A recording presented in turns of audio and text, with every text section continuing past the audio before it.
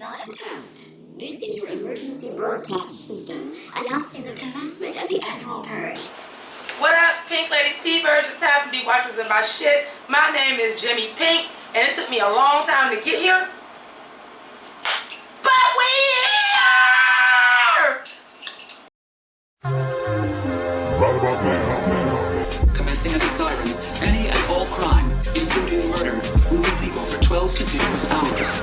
Police, fire, and emergency medical services will be unavailable until tomorrow morning at 7 a.m. when the purge concludes. Blessed be our dear founding fathers and America, a nation reborn. May God be with you. So thank you so much for joining me for this late review of Claws. As of you may know, I am playing another organizational game. I was trying to watch it last night, telling these folks, give me a minute, I'm trying to do this review, I'll be in, and the host was not having it, so they was blowing up the phone and everything, so I really just got a chance to sit down and watch the episode sober. So, listen here, we got so many notes, so this is called Boy Bye. This is season 3 episode 4, 5, well y'all see it in the card in the beginning. Listen, I gotta give it up to the writers of Claws. I swear, I feel like they really listen and pay attention to their fans. The fantasy sequence are fitting so well this season. This fantasy sequence is just Desna's inner monologue taking place in front of us. So we start off with her all sad because Roller stood her up and her mirror self like, bitch, tighten up, we got this. So we go on and go. Y'all know I love the fashion on Claws. I do have to mention this mixing of patterns is not always my favorite. I get it, they supposed to be like kind of hood, Florida, backwater swamp. But leopard and snakeskin, let's not, unless it's like in the same fabric. Moving on though. I love when they was getting the nails done. She sells them. You know, she in there all happy. They like, bitch, no. Bitch, no. Jen is like, you're never happy, like fake happy like this unless you big mad. Speaking of, the clause goes as follows. The inspiration was Jen, blonde hair, blue eyes. She seems to be the character that wears denim because nobody else seems to wear it. Also, the fashion is inspired by Jen today as well. But moving on from that, Jen said, you must be big mad. Roller ghosted me. The client was like, that wigger, I ain't heard wigger in so long that I just fucking howled. Like, that was just fucking funny to me. But then we see Roller getting beat up by Melvin. He said, this ain't my first time at the crazy bitch rodeo. Oh my God. I'm so scared for fucking Roller. Yes, we jump around like House of Pain, I do stream of consciousness. Yes, I know that Roller is okay. But he just keep going through shit that I'm like, oh my God, please don't have PTSD. Please don't. You're gonna have it. Because you already had it before, and this was worse, in my opinion. Here's Virginia. On Heelys, at that. Running in the air / EJ again. I don't trust him. I don't like it. This bitch went to go see her at the concert. That is partially Dean's fault, but it's also partially Virginia's fault. Before we get any fucking further, like I said, I jump around like House of Pain. Matt Dad make you jump. Listen. How the fuck do you go up in the casino to Dean and be like, I haven't talked to you all day, you've been playing here, he snaps, you just leave. You didn't want to mention to him that fucking Desna was missing? Yo, your sister missing, you been sitting here doing this shit, let's roll. Also, I do not like that he's over there with Matt and Dean getting on my nerves this season. Dean, tighten up. I thought she was going to, this is what I thought was going to happen. I thought she was going to tell Dean and Dean was going to roll up and kill either Matt or Melva or Joe possibly. Let's talk about Joe. I was like, I knew this sneaky motherfucker was in on it. He was actually the one that helped them. So apparently, he must really like Paulie. To the dismay of Dr. Ken, who is not ready to move on, goes on J-date, finds a girl that looks like Paulie. She got psoriasis, talking real gross at the first fucking date. That's why you want fucking J-date. And goes and takes her to the casino for the date. Hoping that Paulie see him. Paulie does get mad and said, that don't mean I want you to be happy and move on this fast, but Paulie, you've been big snogging with Joe over there. And I really was like, Joe knows something, Joe knows something. He really didn't. He really went in. He really helped. I'm shook. Nobody can know, because that's where I got left out. I know where that cabin is at, because that's where they found me as a baby. My birth parents left me to die. Holy shit. Okay. I gotta keep it a buck. Love the episode. Big plot holes. Big plot holes. Number one. Virginia goes up in the casino to go get Dean, but doesn't mention Dean when we can't find RESNA. Plot hole number two. Roller, RESNA, in bed, tied up. He starts yanking like, I can get this off. She like, no, stop. It takes for him to get bit by a snake for them to say, okay, go, and just pull the whole thing off together. Jump Street. When he started pulling, RESNA should have started pulling. Whenever got bit by a snake, anything, these crazy motherfuckers done cut Roller's toe off. But they admit that they love each other. Y'all know I'm so hyped they finally gonna be together. But that argument they was having, that fucking argument that they was having, back and forth, and I was like, oh, Roller jealous. Like, you wasn't happy like that with me, even though you was happy with Revolve. Oh my God.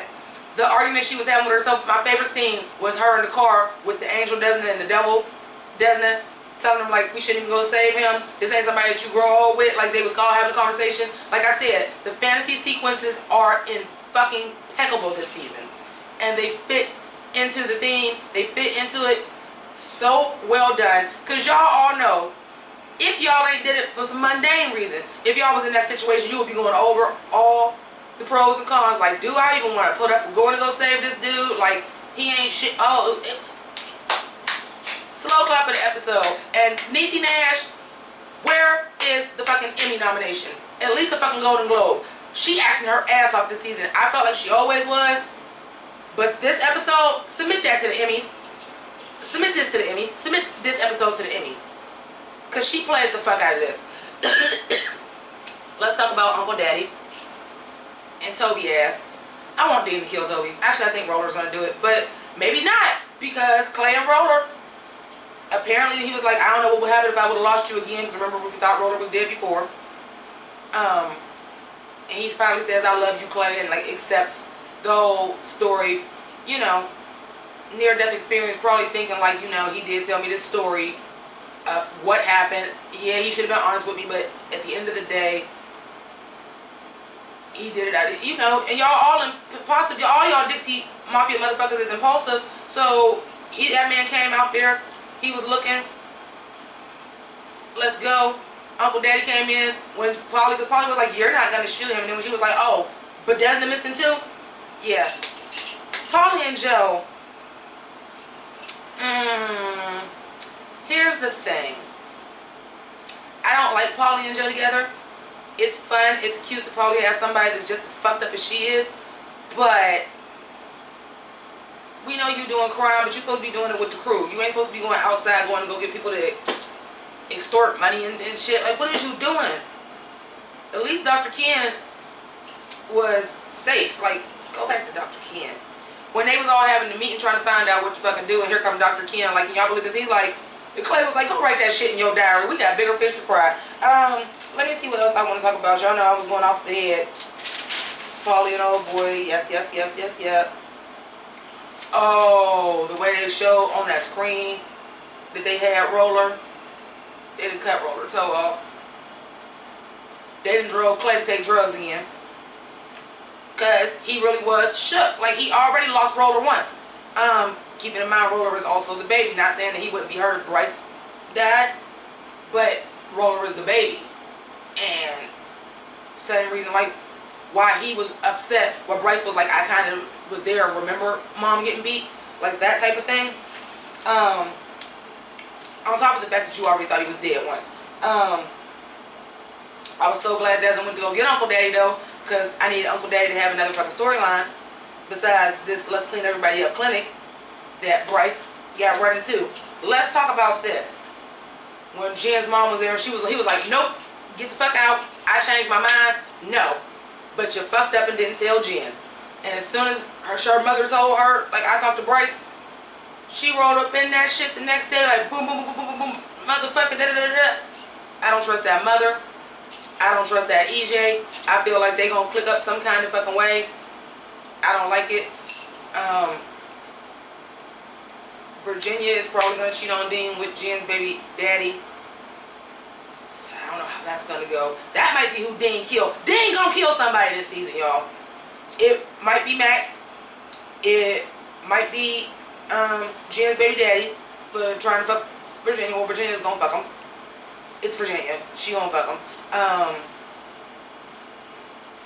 Or he's gonna find out some kind of way that Toby is who tried to kill Desna and shot Virginia, and he gonna get Toby. Cause really, let's just keep it a buck. So far, outside of the fact that we found out that Toby was the one that was on the motorcycle, he don't serve no purpose. He don't. I can definitely see him getting written off the show this season by death. Totally. I love some of the lines. Dez, don't go. You know who always dies first in the horror movies. Like, I love it. Like, this wasn't a super comedic episode, but there were just some beats that kept it a little bit more lighthearted, so it wasn't just like, oh my god, like the Desna and Roller arguing was comical. It was comical because I'm like, y'all motherfuckers is walking in the swamp and y'all arguing with each other. But they love each other and they probably gonna be together. I'm so fucking hyped. Sorry to Lisa, I know you're gonna be bad, girl, but yes, I'm here for it. I'm here for it.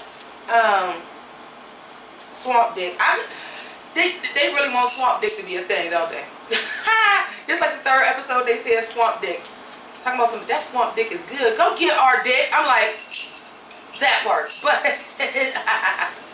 I was like, okay, that's great. That's great. We talked about Papali and Ken shit. The snake bit Roller. They did save them. I was wondering how this one van on the highway was them, but you know, they explained that. Yeah, I took lots and lots of notes, but I think I hit the main beats. Dean has pissed me off. Virginia's gonna cheat on him. Dean gonna kill somebody.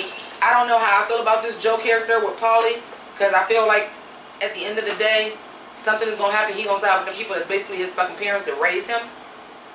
Because them is his parents. If they talking about some, my birth mother left me there to die as a baby, and that's where they found me, and they didn't have you, them your parents. You know, so that Desna and Roller together is a yay. Jen's mom is going to have something to do with EJ and Brienne. I feel that in my whole soul. And yeah, that's about it. And submit this for Emmy consideration for Niecy Nash for lead actress, comedy, drama, because it's both, so it can go either way. I would say probably drama, but because this wasn't a really comedic performance, and also she is known to be a comedic actress, so putting her in the drama because she turned, yeah. Get my bitch a motherfucking Emmy nom. Shut the fuck up. Shut the fuck up. A Emmy nom, a Golden Globe at least. Shit, a Soul Train award, an NAACP award. Get my bitch an award for this fucking season and for this episode in particular. Now I'm gonna go ahead and rock out. I want to thank all of y'all that support me, who continue to support me through my illness, through my lateness, through everything that's going on, because it's kind of hard for me to juggle everything. Appreciate you. Greatly appreciate you. For those who donated to my PayPal, I know there are a couple of you guys that did that. Greatly appreciate you as well. So much, so very much. When I get my health all the way back up, I will be going ahead and putting credits in. I already told y'all, like, let me get back to work, get my money back right, and I can send out everybody's thank yous and everything as they should. And that goes for the patrons too. Obviously, I do not have a full income because I've been on sick leave, so that helps me greatly. So that is up there. Also, what you want to do is follow me on Twitter and Instagram. That will show you all the cosplays for when I review shows. I'm going to Youngstown Comic-Con this week, so that's going to be 2 other big cosplays that I'll be doing. And I am doing the Sue Storm because I didn't think I was going to be able to go to Youngstown Comic-Con because I was supposed to go back to work, but then they gave me 2 more weeks off. So I'm doing that Sue Storm that you guys have seen that dress before. But I'm also doing a new costume, which is Valerie from Josie and the Pussycats, because y'all know I love fucking Josie and the Pussycats. And yes, Mama is going in public in a fucking bodysuit. So, thank y'all for rocking with me. Handle all that. While you doing all that, like, subscribe, comment, all the shit, all those links up there down below as well. Thank you so much for rocking with me and watching. Now I'm gonna snatch this wig. Keep it greasy. Deuces.